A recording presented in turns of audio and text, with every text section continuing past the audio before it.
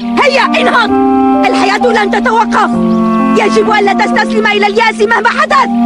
هيا انهض على قدميك وواجه الحياة. حاول، اسعى، ابذل الأسباب، حارب، قاوم، ولو سقطت وفشلت 1000 مرة. ترى لذة الوصول لهذا الحلم اللي انت تبيه ولهذه الأمنية اللي انت تبيها، ترى تيجي هذه اللذة بعد المحاولة وبعد الطيحات والسقطات والفشل. هذه اللذة لما انت تعانق حلمك بعد صراعات طويلة انت عشتها في حياتك لهذا الحلم الجميل اللي انت تتمناه، وبإذن الرحمن راح يتحقق. اسعى واصبر، والله سبحانه وتعالى صدقني ما راح يضيع تعبك هباء منثورا. انت قدها وراح تتخطي وراح توصل الى الشيء اللي بدك اياه. الموضوع بيحتاج منك عزيمه، بيحتاج ثابره وعن جد فوكس خلاص على الشيء اللي بدك اياه. بعرف انت مريتي بظروف صعبه، بعرف ان انت مريتي بامور بتهد الحيل، بعرف مريتي بامور بتكسرك، لكن لأميت. تحلي بالصبر، يجب عليك ان تكوني اكثر صلابه.